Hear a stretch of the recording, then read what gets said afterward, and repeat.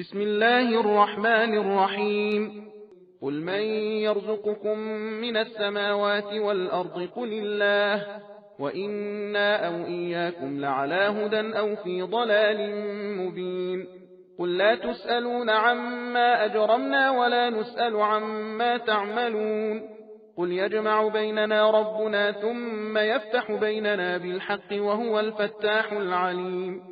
قل أروني الذين ألحقتم به شركاء كلا بل هو الله العزيز الحكيم.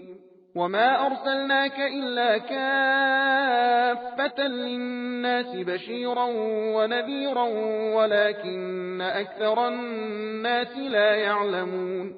ويقولون متى هذا الوعد إن كنتم صادقين. قل لكم ميعاد يوم لا تستأخرون عنه ساعة ولا تستقدمون. وقال الذين كفروا لن نؤمن بهذا القرآن ولا بالذي بين يديه ولو ترى إذ الظالمون موقوفون عند ربهم يرجع بعضهم إلى بعض القول يقول الذين استضعفوا للذين استكبروا لولا أنتم لكنا مؤمنين. قال الذين استكبروا للذين استضعفوا أنحن صددناكم عن الهدى بعد إذ جاءكم بل كنتم مجرمين.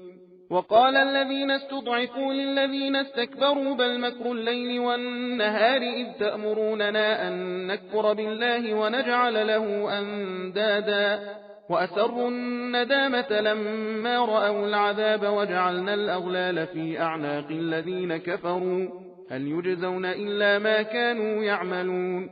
وما أرسلنا في قرية من نذير إلا قال مترفوها إنا بما أرسلتم به كافرون. وقالوا نحن أكثر أموالا وأولادا وما نحن بمعذبين. قل إن ربي يبسط الرزق لمن يشاء ويقدر ولكن أكثر الناس لا يعلمون. وما أموالكم ولا أولادكم بالتي تقربكم عندنا زلفى إلا من آمن وعمل صالحا فأولئك لهم جزاء الضعف بما عملوا وهم في الغرفات آمنون.